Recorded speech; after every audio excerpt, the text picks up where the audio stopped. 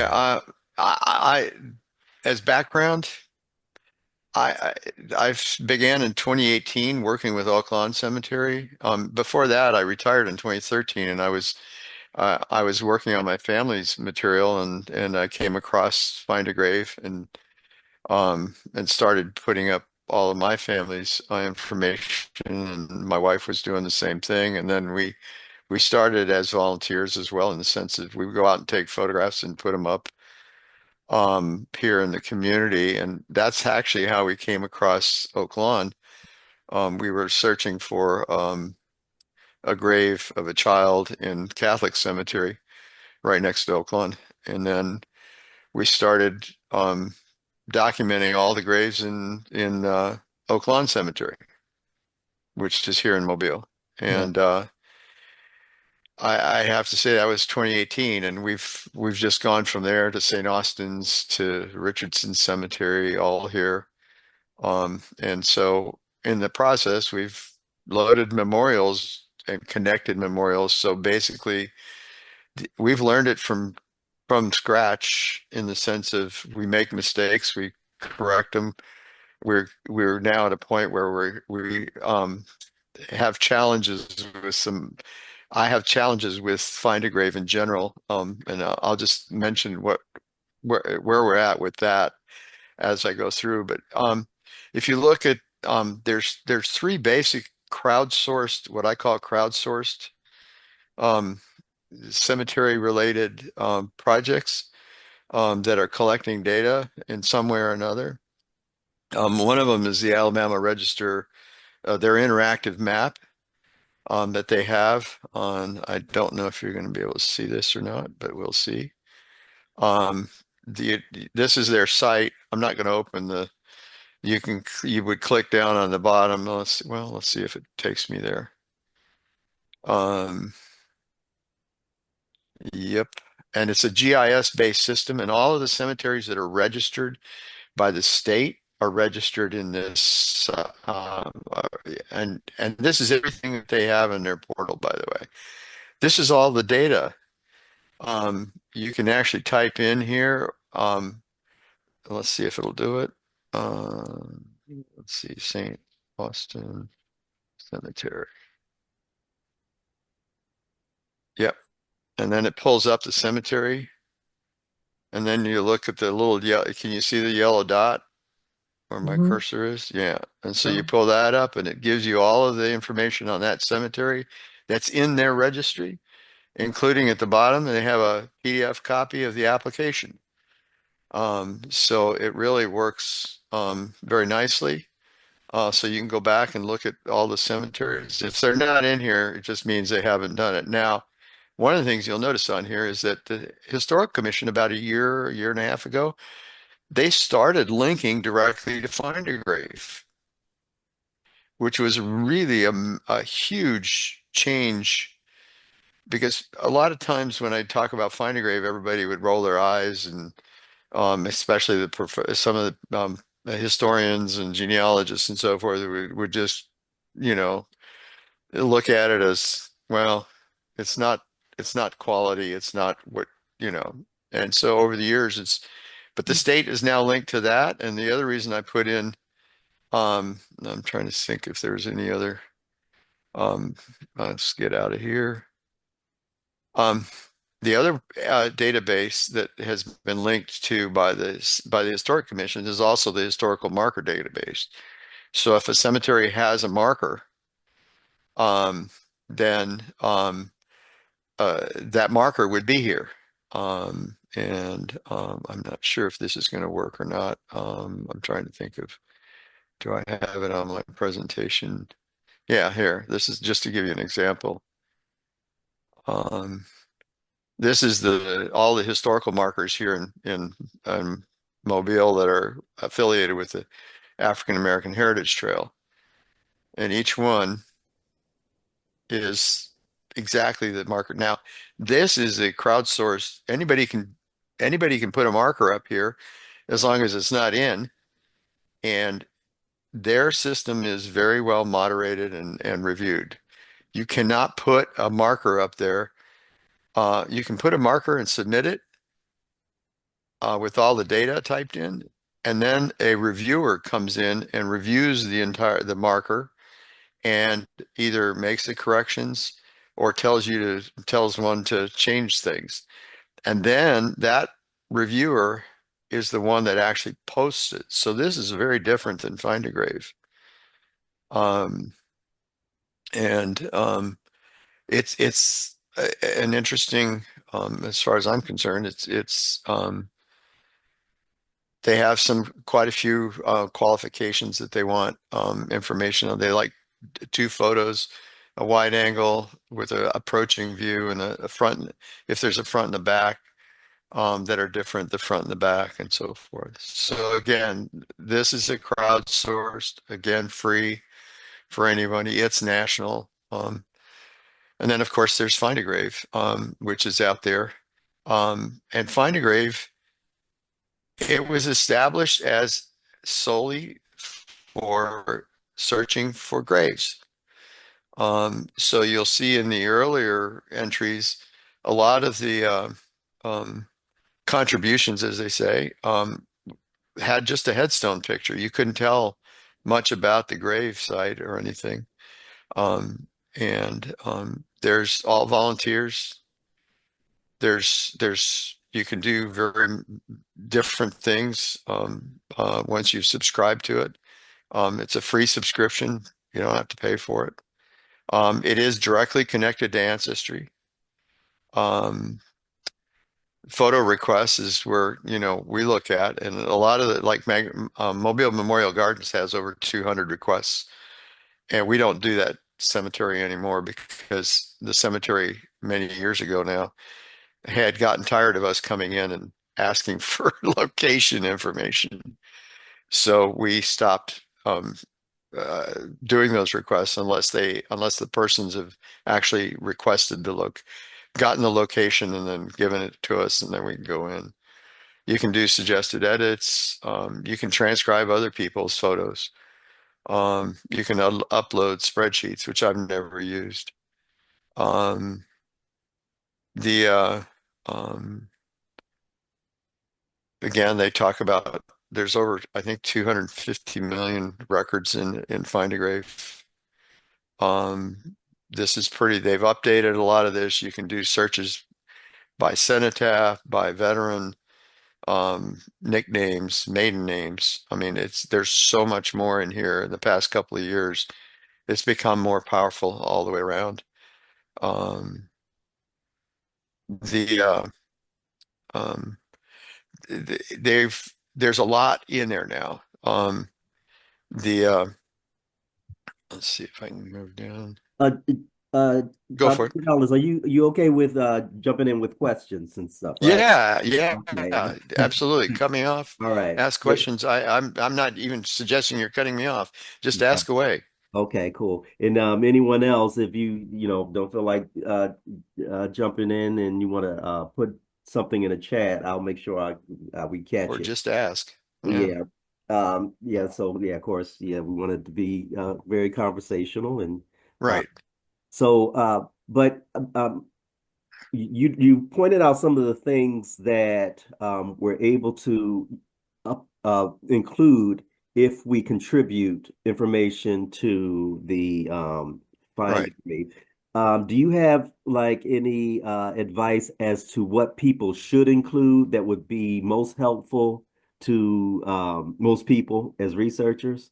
What they should include?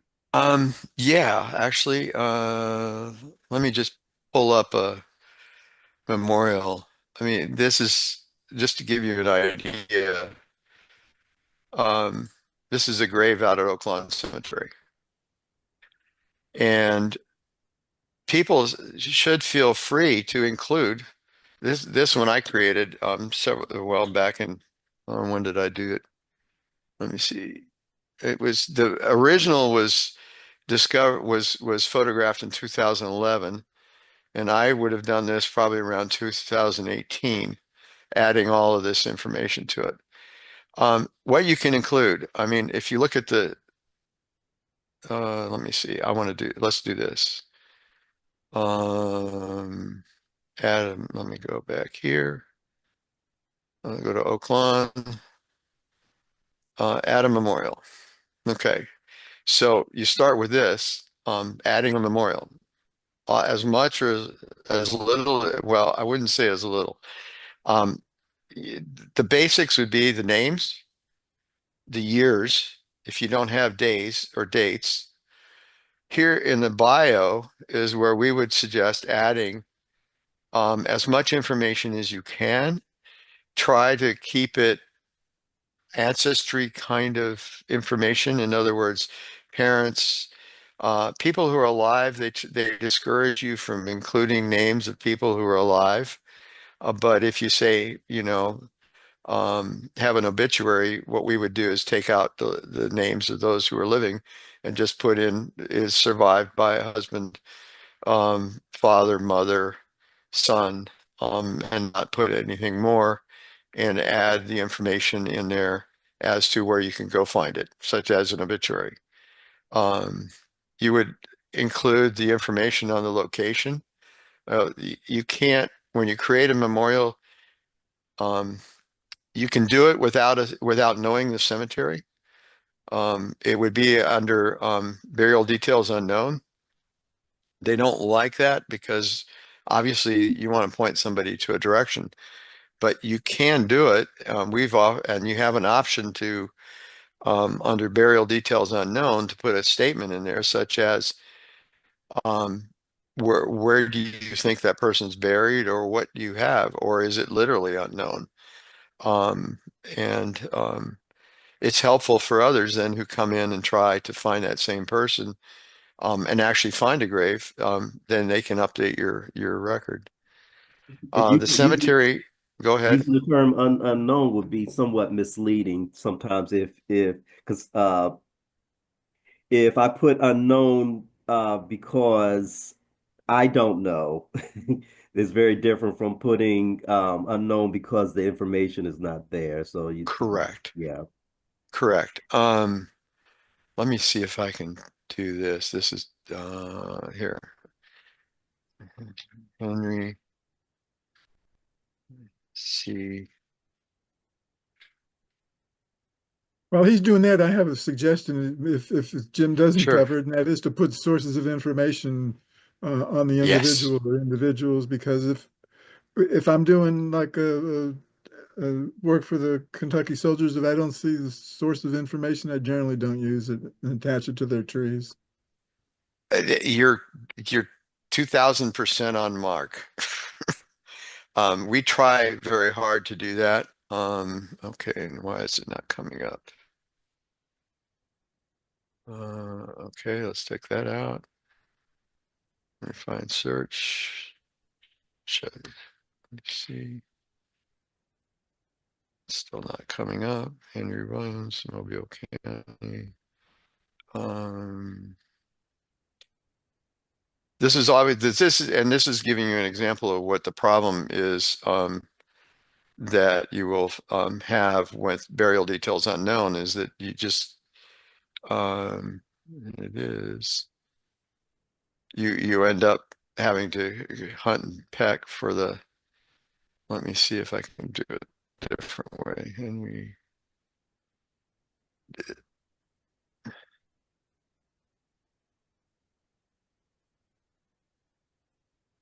There he is. You see how he shows up as burial details unknown? That's the only way to do it is if you know exactly where his exact information, you may be able to pull it up.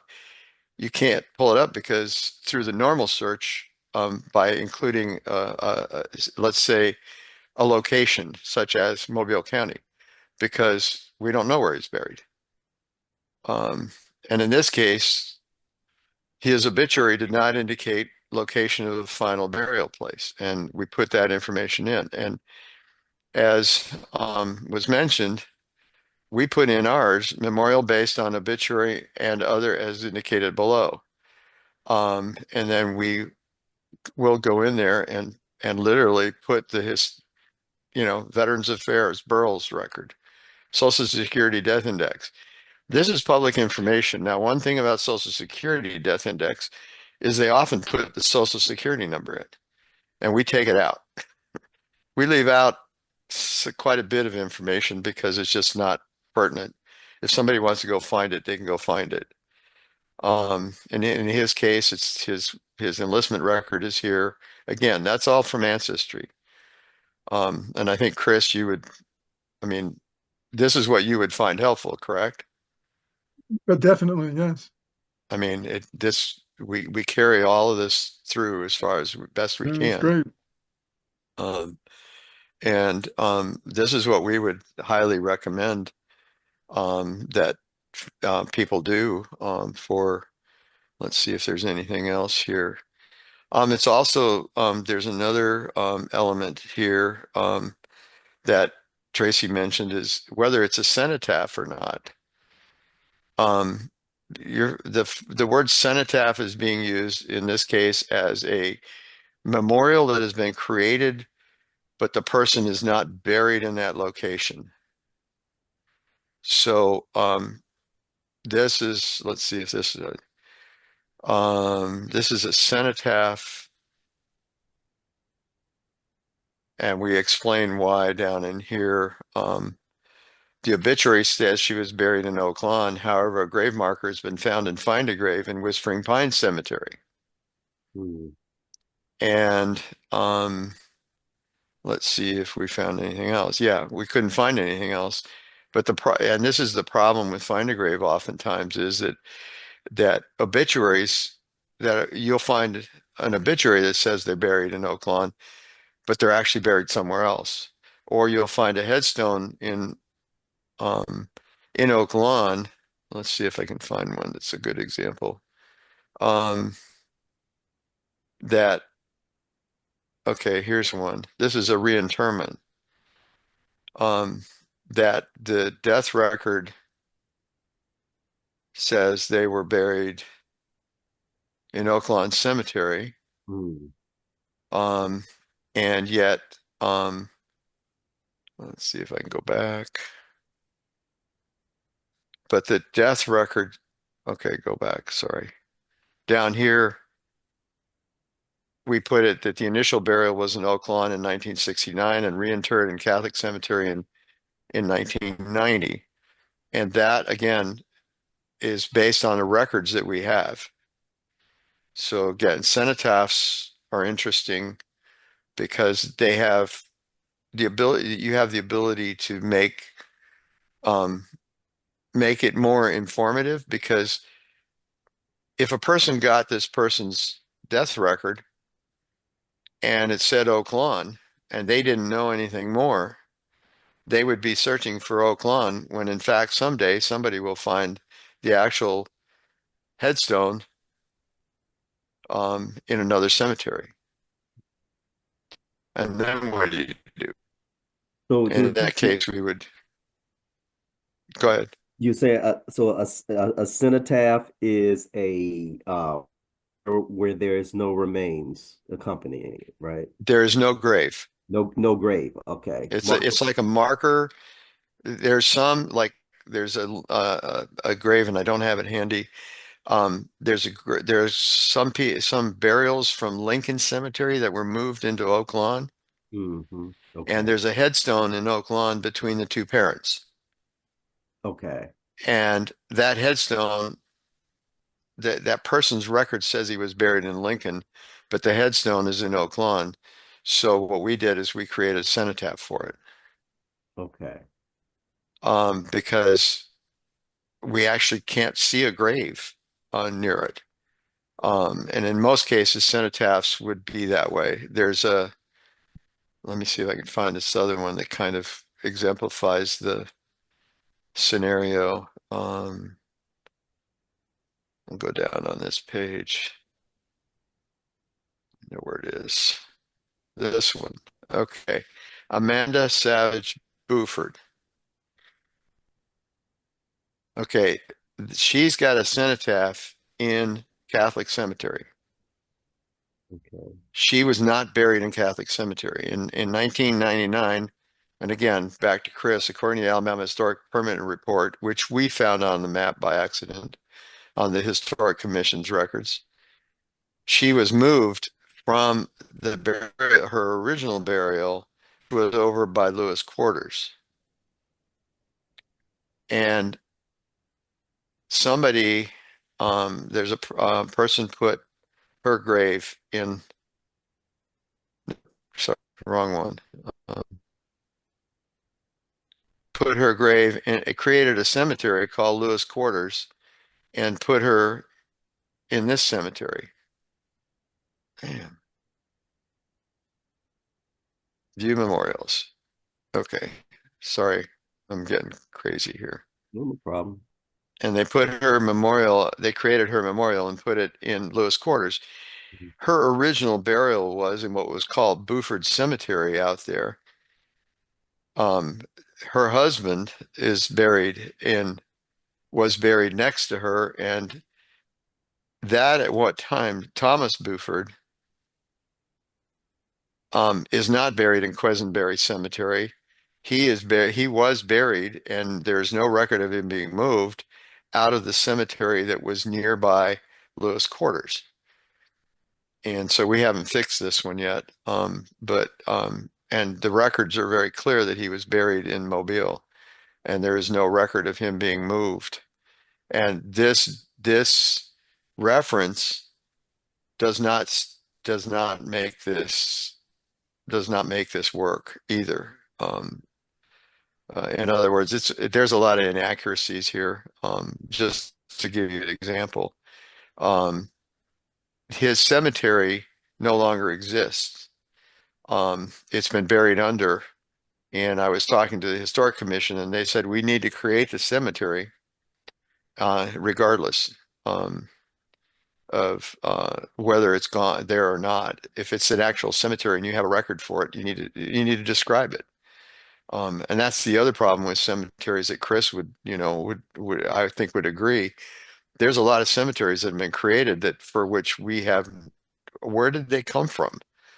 Why were they created? They just don't give us a good answer.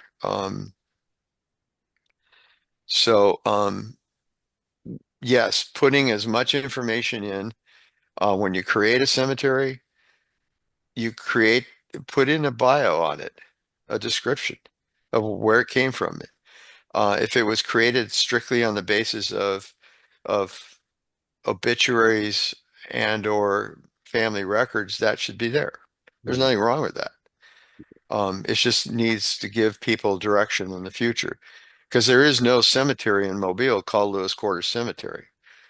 It's either called the Old Negro Cemetery, the Buford Plantation Cemetery, and on the Mobile County Public Records, the Revenue Office record, somebody in 2009 called it the Davis Minor Cemetery. And it's all tied to the Clotilda survivors and Charlie Lewis and the Lewis Quarters families. But it's on private property, owned by Scottsbelt Lumber. Um, and so we kind of have a good feeling for that. Um, if you have a lot of, one of the things that's worked really well for us, is the common questions, find a grave support. They give you a lot of ideas on what you can do and what you shouldn't do. This is the cenotaph is an area that they have it. Um, the field nicknames, you need to use that with some, care. Um, there's if it's on the headstone, then it's obvious. And again, like we say here, memorials based on family information and obituary. Um, if the nickname wasn't on the headstone but was in the obituary, again, you could put it up here.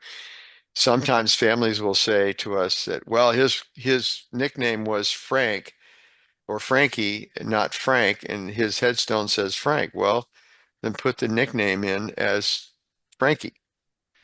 Um, uh, and again, that's, we learn those things as we go along. So it's like we've picked up on it. It's something that people will, here's another aspect that we've run into. See the headstone image. It says Tamika. and somebody has entered all of this and we have no clue. We originally, basically the location and the information that we put in is from a ledger. But this is where I say, is it are we searching for the person or are we searching for the grave? If the name on the headstone says Tamika, then I would put in Tamika and Raymond. The rest of it, if it's put in there, and this is owned by somebody else, or managed, I should say, by somebody else, not family. We would say this kind of information needs to be explained in the bio. And there is no bio on this one. And part of the problem with this one also is, as we've noted in here, is that the headstone's on the wrong grave. So that's even worse. But how do you deal with, our philosophy is if the headstone and the death records in particular have the name on it, I would put them in here as a memorial to that person with that name. And in the bio, put in an explanation of anything else that's there. Because when somebody goes out, like in this case, somebody will go out and find Tamika Ann Raymond and enter it as a new memorial. And then we have to go through the trouble of merging it back into this one. Hmm. Does that make sense? Yeah. It's, So yeah, go ahead. but you said you said the marker in that case is on the wrong grave? Yeah. Oh, so how'd you discover that? How was that discovered? Through these records. Hmm. So is she buried on site, She's buried on site but just not at that spot? and not at that spot. Wow. I know where she belongs. Okay. But and you do know the It should location. be on grave A1 and not Oh, and okay. it should be completely the opposite end of this row. Okay. Yeah. Um, and I put it on here because I felt that that was important. Mm-hmm. And unfortunately, this is the really tough part about these cemeteries is that there's places we have no clue where Yeah. there's green spaces where there's supposed to be a grave and there's no evidence of one. Hmm. There's a whole series of markers in Plateau. I'd say 5 or 6 of them, not that many, but there's enough of them that it's just, I've been talking with the committee and the people in Africatown about it, and they're aware of it. There's this hesitation to do anything about it. Perhaps because the the challenge is if the families are there putting flowers on the grave and have been doing so for years, thinking that that's the actual grave, that conversation has to be engaged Hmm. Yeah. when the record says it's in a completely different location or on the opposite end. And it may have been switched. Who knows? I mean, until the family's brought in, you don't know what the actual history is. And as far as we're concerned, we try to be factual, try to provide the information. And if somebody decides that they want to get into a discussion on it, we're more than happy. All we can do is say what we found. Yeah. Um, So mentioning discrepancies and correct. describing them as best as possible is Right. practice. Yeah. And let's see. This is another scenario that is also married. The men unfortunately are easy, and I don't mean to be. The female burials and the women's burials are much more difficult, especially with marriages. Hmm. Yeah. And one of the things that we find, and this is across all cemeteries, not just it, is that oftentimes there were early deaths. The husband died well before the wife, which is a common occurrence. Um, and the wife remarries, and sometimes once or twice more, or once or twice only. Hmm. And in Find a Grave, there's been a debate over the years when we've tried, what do we do with that first husband, in this case, it's a first husband, um, that died in 1980. How do we put it in her name? And the way that Find a Grave recommends to do it is to put it in the last name. The first marriage is first. The marriage that was second is next. If there's three marriages, then it's the earliest one, the second one, and the third one, the one she passed away under. Hmm. The name search function, according to Find a Grave, searches if you put a name in the last, if you decide you want to search for her, say the Richardson, it will search this entire field for any one of those names. Does that make sense? In other words, when you're in the search function, let me go back. I'll show you what I mean. Go back here, go back to Plateau. Okay, when I'm searching here, if I search for Richardson,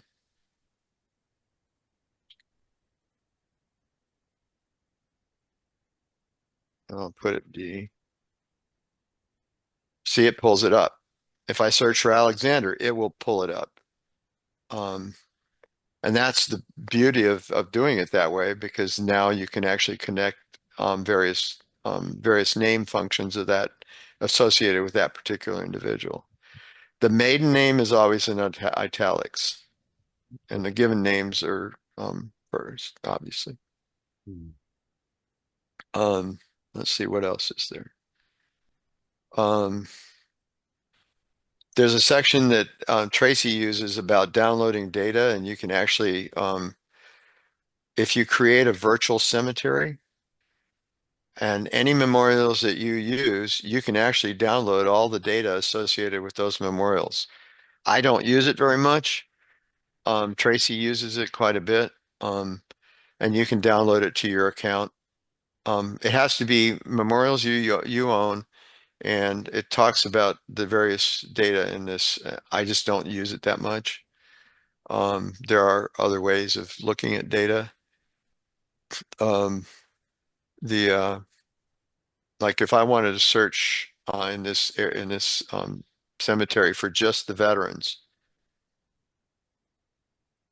these are and here's the key. Only in the past, I'm trying to say it's the past year, they have a code for memorials that allows you to put that code in, because before there was no code. See how it says designated this person as a veteran. And again, going back to Chris, how do you reach that decision is probably important. It's significant in some ways, because not all veterans have military markers. They may have a normal, let me see if I can find one in Plateau. They may have, there.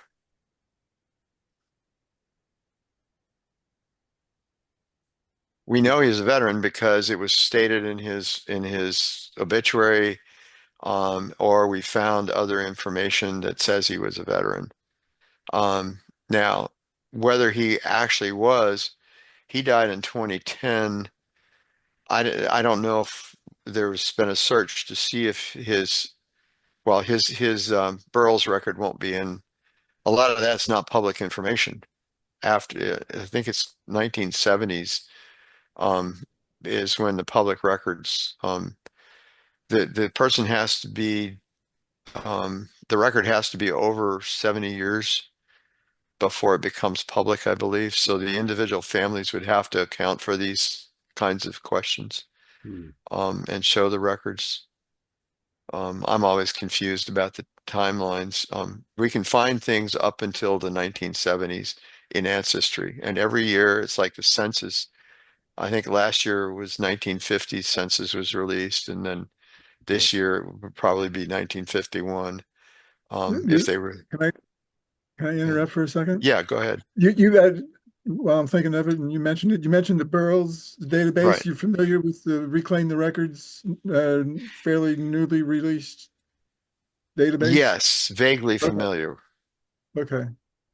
We um, we haven't gone to a great extent. What we talk to is when a family comes to us and asks us for that kind of asks us for that. Yes, we refer them to the process for recovering records because there was also the one of the things that we saw a lot about with respect to veterans was the fire in St. Louis, where a lot of records were destroyed. I'm trying Right. to remember what year that was.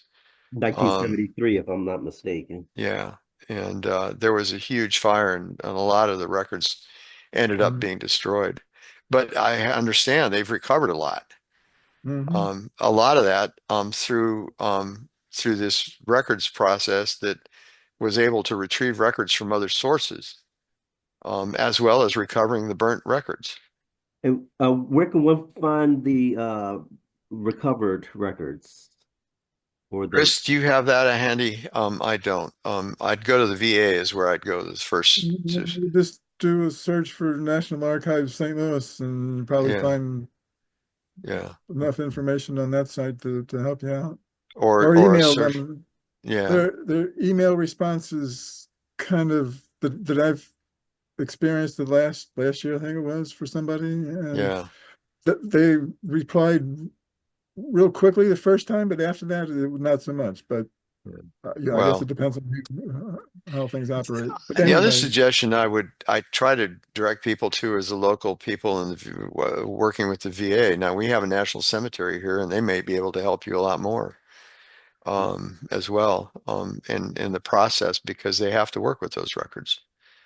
Um, but yeah, I mean that web searches have been pulling up stuff pretty well for us. But yeah, the Burrells trying to find the original documents. We had a scenario in Plateau Cemetery where the family still had their father's original service records, and so they were able to get a headstone because his headstone had disappeared over the years. It used to Mhm. be a bronze headstone, and within I would say 4 weeks, the grave marker was here, and it was a granite one for sure, and the local monument company set it for him. The trick is I've got a lot of veterans in Plateau they're missing their markers. We've been able to identify them because we found surveys that were done in 1999, 90, I think it was 99. Melinda Bounds did a survey of all the headstones in Plateau Cemetery. And they wrote down all the names of every headstone that they found. And the Mobile Public Library Local History has a copy of it. And we managed to get a copy of it. And then we started looking for graves that we could identify on either side of some of these graves. And sure enough, they had the veterans marker information on it. It had all the military information that's on a typical veteran's headstone, and therefore we were able to identify that grave to that person um, based on that and other records. So, but we don't have any way we're not family, we're not related to people, so it's harder to request headstones. And there's no cemetery management that could actually do it, probably. Um, other examples of things that we've done. This is Gaines Fraser. Again, the Fraser family is big in Oak Lawn. And we put up everything that we can. It's great to have multiple photos. If you have just a headstone, this is really a problem for us because when we go back, we have no other alternative way of placing it. The original Find a Grave, this is all you would get. And if you just have the GPS, I can tell you GPS is depending on who's doing it and the day and the number of trees and the cloudiness and the GPS could be anywhere between 10 feet and a mile away.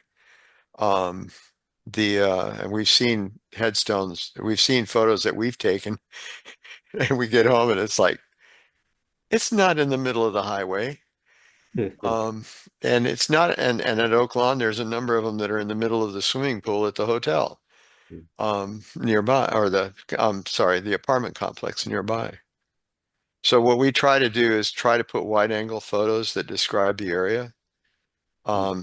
Because once we go back and locate it, we can use the photos to kind of tell us a number of things. And in this case, you can't find that headstone today without knowing all of the headstones around it and that, because it's completely overgrown. I mean, it's just completely almost impossible to find. And other information that we've loaded. So far, they have not kicked us about loading obituaries, but nowadays we don't load them much anymore. We just fill them in and we type them in the bios. Death records, they also do not. There's a sensitivity issue about death records. If families ask that they be removed, we do remove them. But we've found that so many families have found that to be helpful. So we do load them. And what's helpful is location information, it's family information. The spouse is often listed, who the informant is, where they lived. They lived on Cedar Point Road, which doesn't exist today. It's now Dauphin Island Parkway. So we load things, and if someday somebody decides to tell us we can't load it, then fine.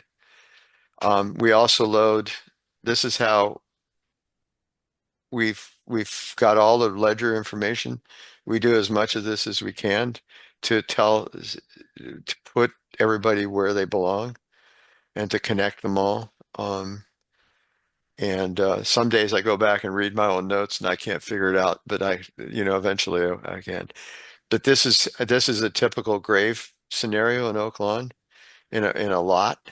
There's 6 graves, and these are the grave 1, 2, 3, 4, 5, 6. And the ledger is over at the local history library that was brought to us by a family. So let's see what else I've got. We do that quite a bit. I can send all of you the copy of this PDF in case it's helpful.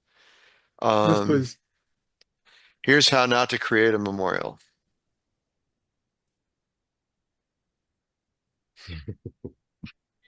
Very good. And that's been done. That appears here locally, and we know who it is. I won't do anything more other than to say, and I think I know where it came from. There's a tendency to have a death record, and on the death record it says the husband is so and so or the wife is so and so, but there's nothing else, and this is how this comes about oftentimes. Or there's some other record. I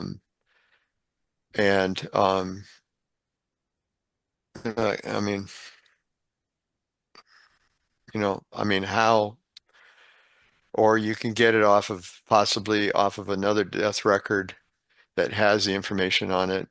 Let's see if it has it on here. George Heron, Lily Bell. These are types, so this is probably where it originated from. But again, it's not you really don't know where they're buried. So, and this is a burial details unknown, but having source information on here would, to my feeling is that without the source information, this is really not a good idea. If you don't know anything about the person, it makes no sense. Kind of the same things with some of the ancestry trees that I've seen. Oh God. I won't go there. Some of them just don't, I'm sure we've all experienced it at one point or another, but they don't make sense. I mean, just logically, anyway. Yeah, and Georgianne does most of my our record stuff. She goes in and makes notations about discrepancies, birthplace in the record, um, or names if there's names discrepancy, ages. Oh, ages are not ages, but years of birth, years. Death isn't so much an issue, but when a person was born. We choose, if we have the documents, we use the document as much as we can um, as the source. Ancestry is a good thing as well. And by the way, when we create a memorial, I would have to say if it's not 10 or 15 seconds, it's already in Ancestry.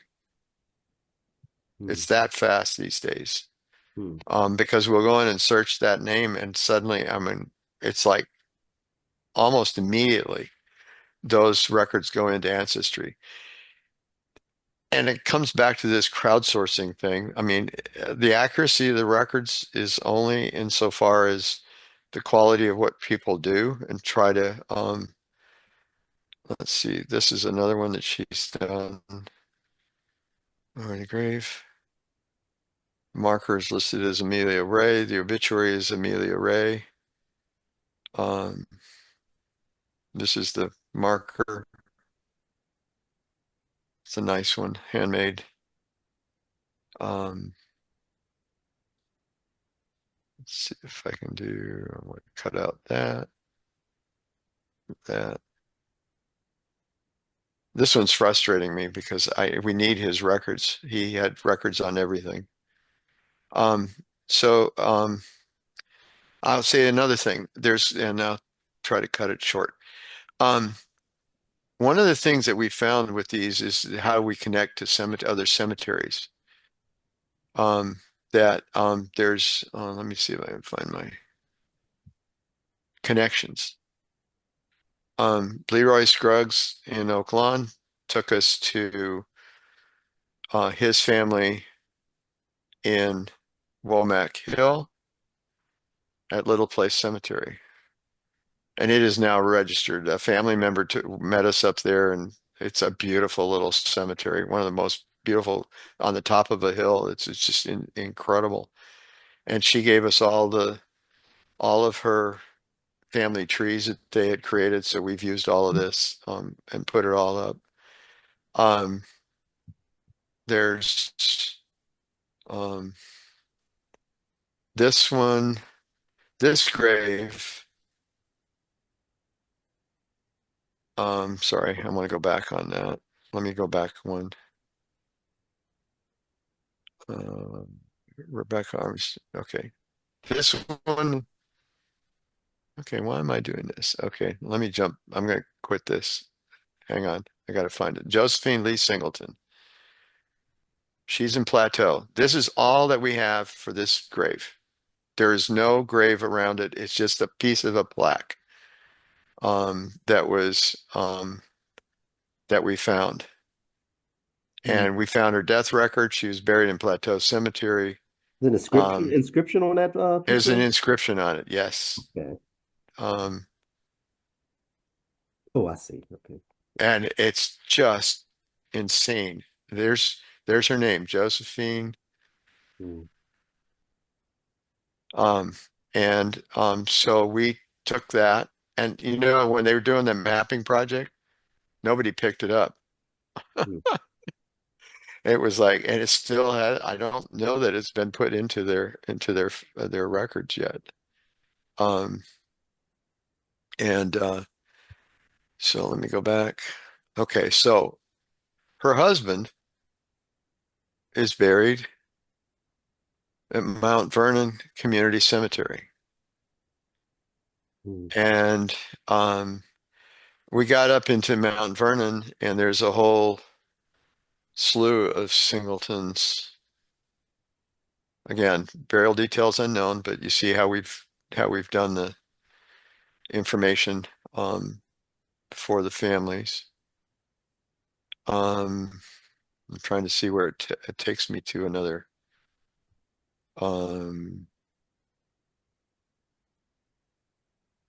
Mount Vernon Community Cemetery.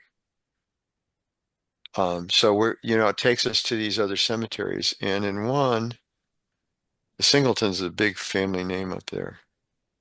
And we also ended up at Mount Morningstar Cemetery in Mount Vernon, and it took us to another cemetery. I mean, it's just like, and you can see this connection. This Peter Gumta is her father, but we don't know where her grave is. And then it takes us all the way to Mount Vernon. So it's these connections that are really, we found Fort Stoddart Cemetery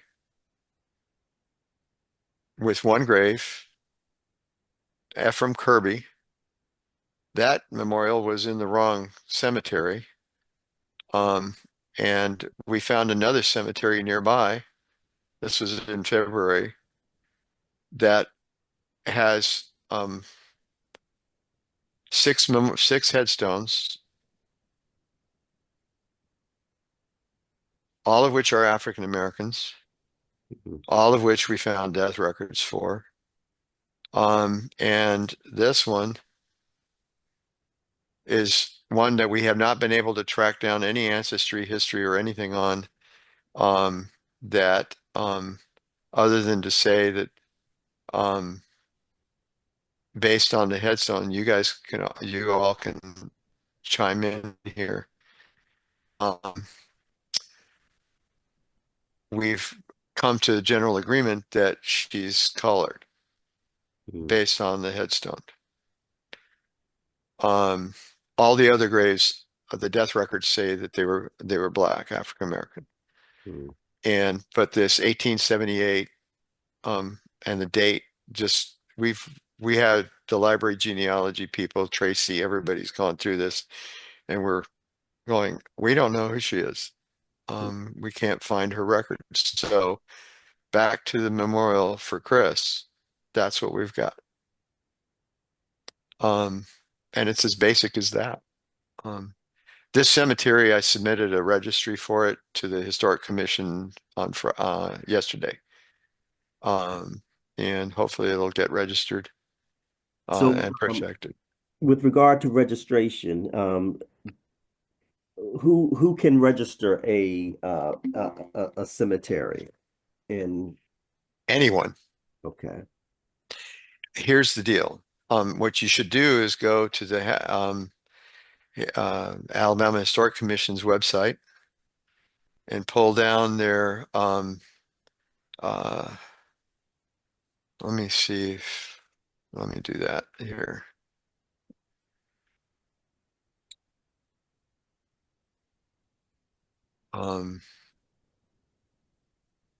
This is really everything that the state of Alabama has on cemeteries. And you'll have the cemetery register fact sheet, the nomination form. It's still a PDF, form fillable. You can download it. And you fill in. And this is where nowadays it comes primarily African American. That didn't appear until what, 10 years ago. And so we're going back and reading some of the old registries when we can, and finding that there was, in the narrative, it said it was an African American cemetery, but it was never coded. So slowly getting coding, but like for Mobile, I think there's only 6 cemeteries that are registered as African American, 6 or 7.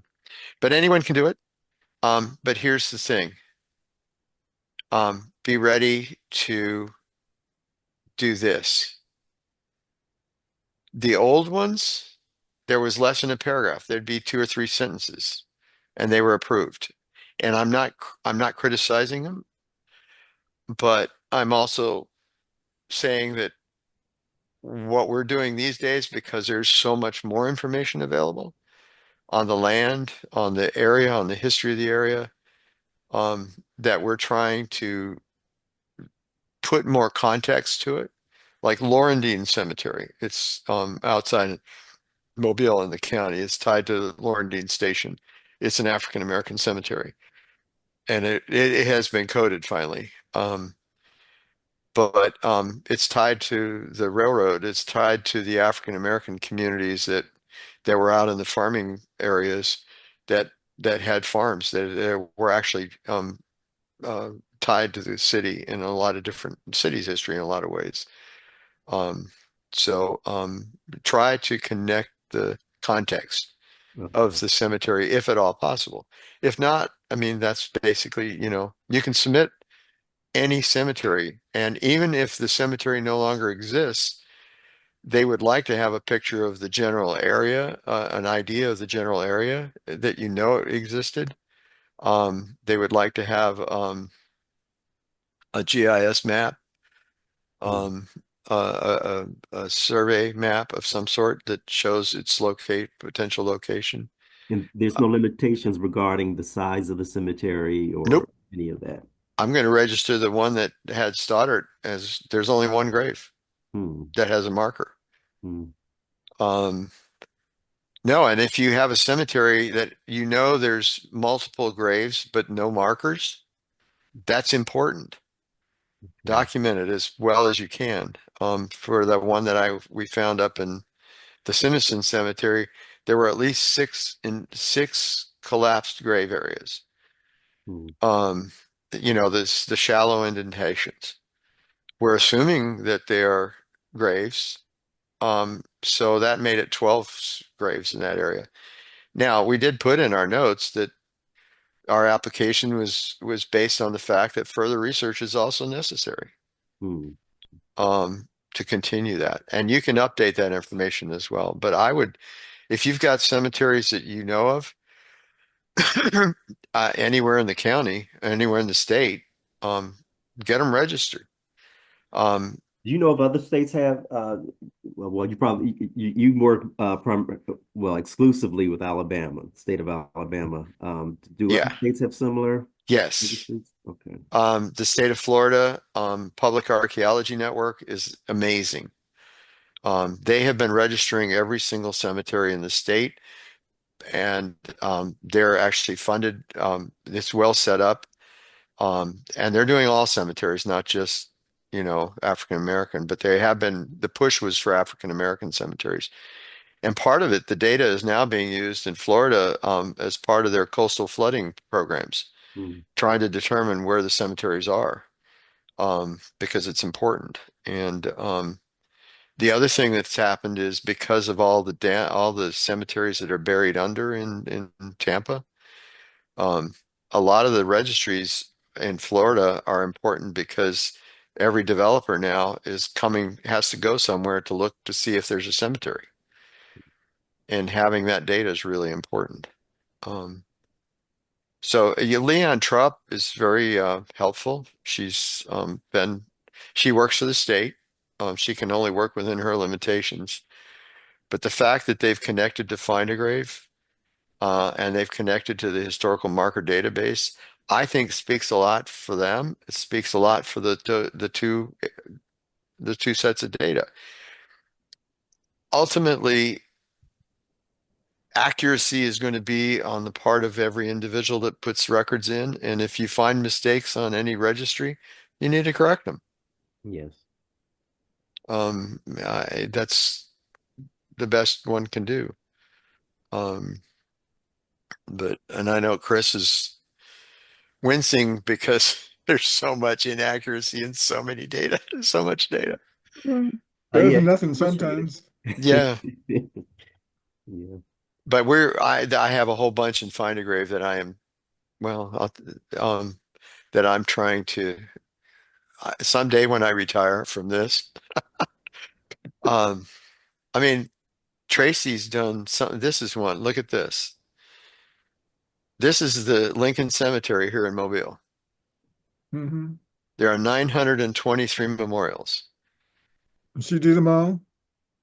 Yeah, pretty much. We've all been doing them as we come across them, but Oh, I yeah, know. I know. Tracy's, She'll call look me at every once in this. a while and ask me questions about Lincoln Cemetery. She's written a whole, I mean, she has a whole Facebook. Mm. She's got like 12 months worth of uh, doing stories on each family. There's Yeah. not a Yeah. single grave in here We know where the cemetery was. We know exactly where it was and what, and for the most part, from a firsthand story that I have from a respected community member, we know that it got bulldozed under and all the headstones were pushed aside and dumped. And it's now covered by a cemetery, another black cemetery. Oh, Um, this one, this one has to have a narrative and everything, but we have 91 memorials in it. And you know where Hartwell Field was here in Mobile? No, You know I where got Magnolia Cemetery is. basically, yeah. So if you're coming up Virginia, Magnolia is on the right, the historic part. On the left side is Little Magnolia, hmm. and you go past. If you're going north, you go past that, and there's the police department horse farm. That's where this cemetery is. The horse farm sits on top of this cemetery. There's estimated, there was a GPR study done in the 1990s that came up with 3,600 graves. And one of the local historians here has stated publicly that he believes that almost all of those are black burials. They're all pauper burials. They were tied to the hospital of the time period. Um, and that land was donated to Magnolia Cemetery in the city back in the 1800s, strictly for burials.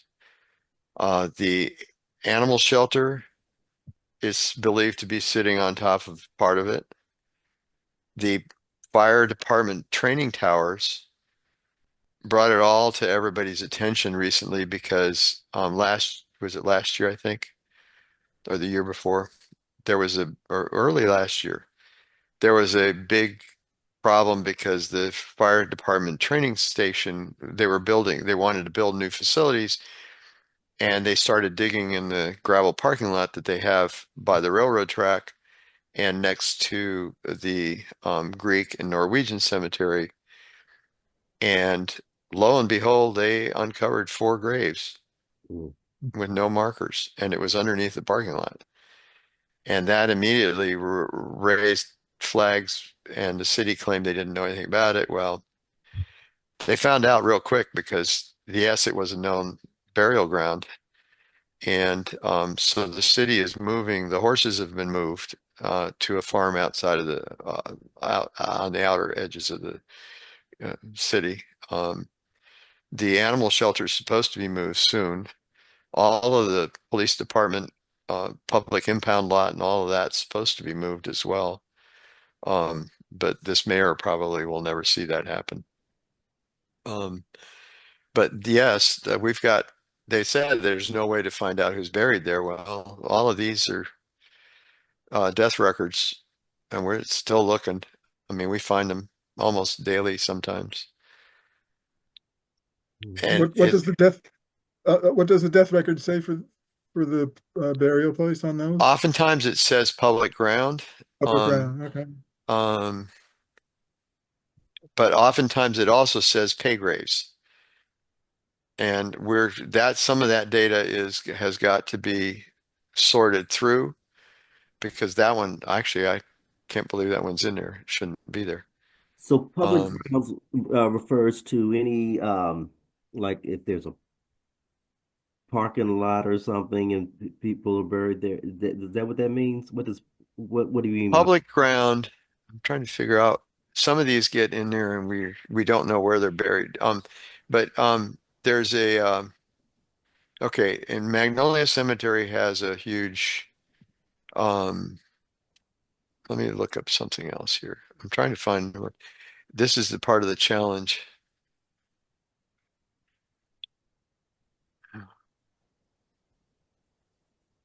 MCPG. MCPG means Magnolia Cemetery Public Ground, Pay Grave, Pauper Grave, and it's all conflagrated into a series of sections in the cemetery. But the older they are, there's just a lot of questions. This whole thing needs a lot of research. But yes, it usually says either MCPG, public ground. Tracy and I go around in circles on it. We've seen, I'm just trying to find one. Today I'm not having much luck. Yeah, okay. Place of burial.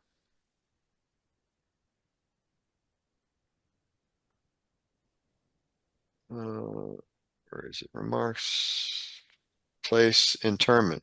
Mhm. Well, that doesn't say that either. Mhm. Um, but I know, trying to figure out why she would have put it in there. Anyway, we do know that there were burials in that area. And let me go back, trying to find the case study. The whole issue of burials in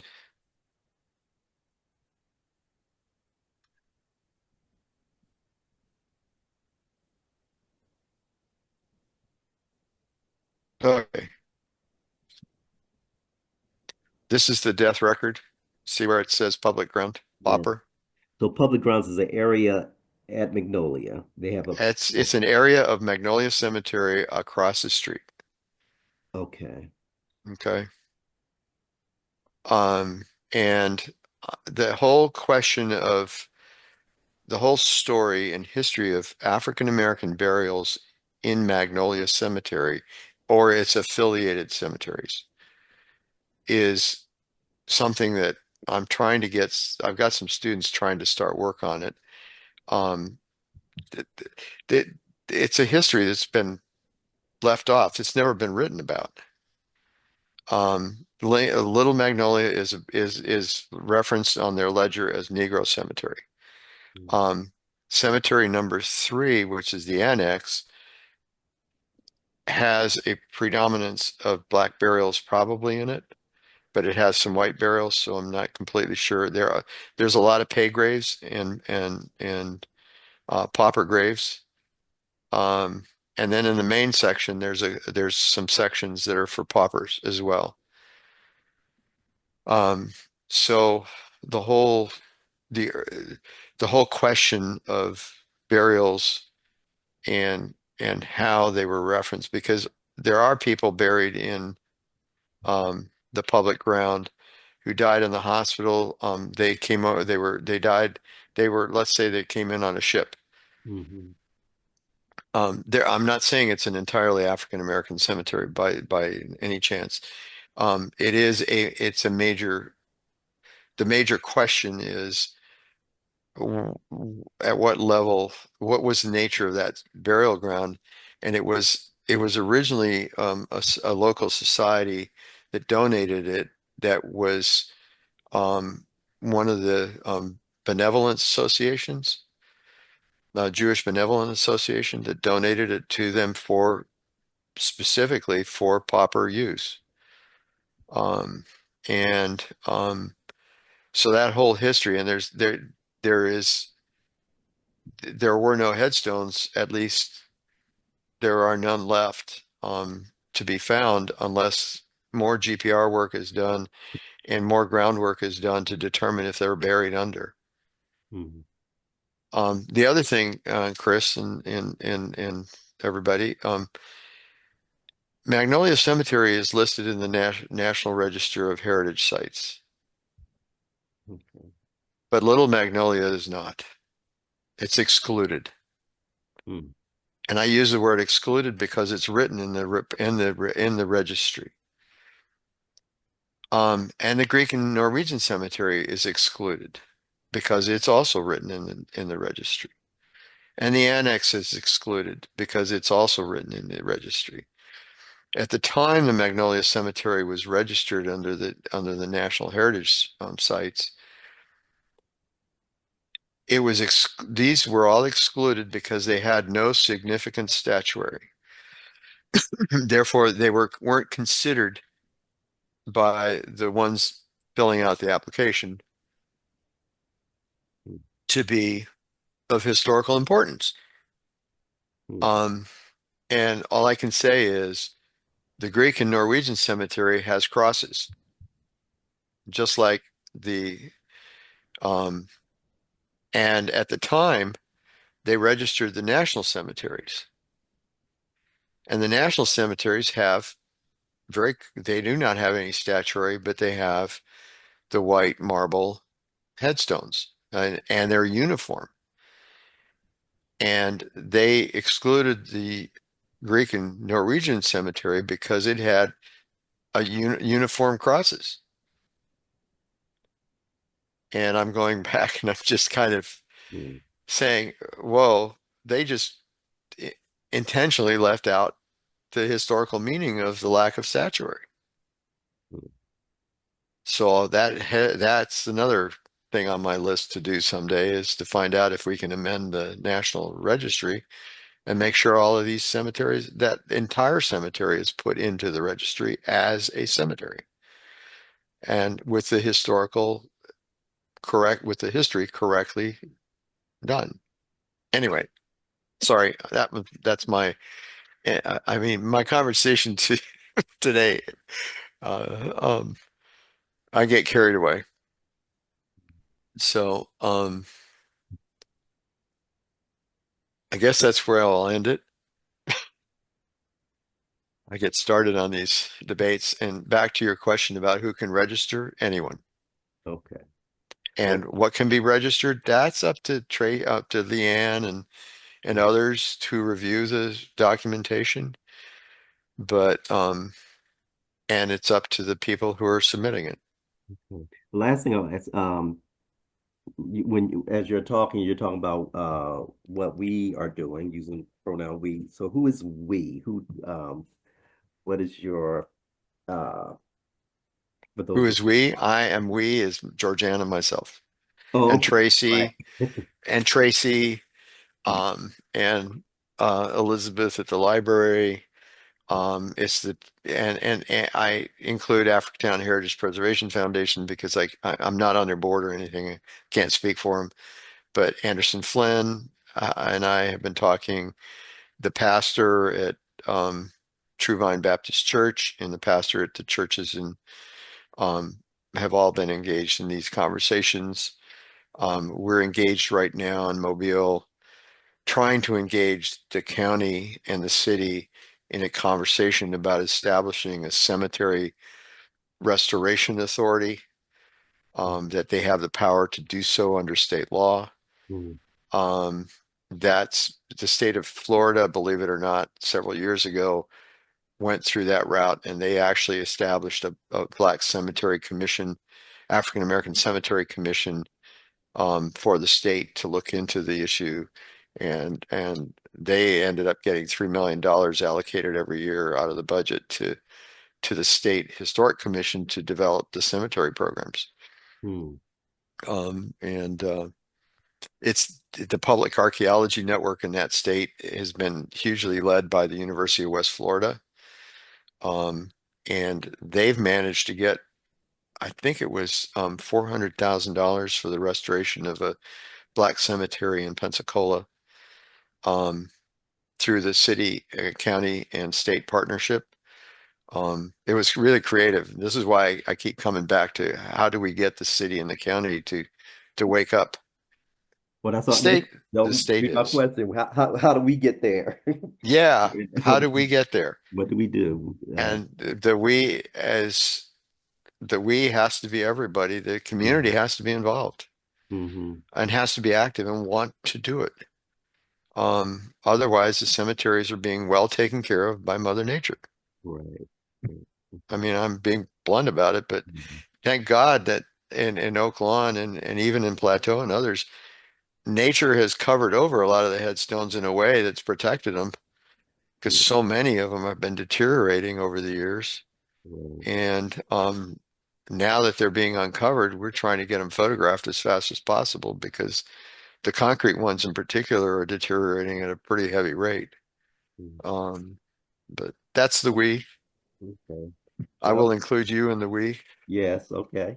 And I agree. We need to move beyond, well, first get this conversation, Yeah. more well, move public. beyond the conversation, but broaden it, and so yeah, so we can get to where because obviously there are a lot of people with vested interests. Ah, Yeah. You, I you, have, so. I will make this disclaimer. We take no money from anybody. Mhm, We don't ask for money from anybody. And all of our information is freely given to anybody. mhm, Um, and if it's right or wrong, I mean, we have to correct it. Our vested interest is in the families and the stories that mhm. need to be told. And I can't say more, but it's the frustrating part is I'm 76 this year. Mhm. And this story has been waiting for Yeah, a long time. yeah, And um that's why I also use we, because it's not about me. it was right. Yes. It's not about us. Although we appreciate the help and the interest, but Mhm. we Well, we yeah, definitely are not the story.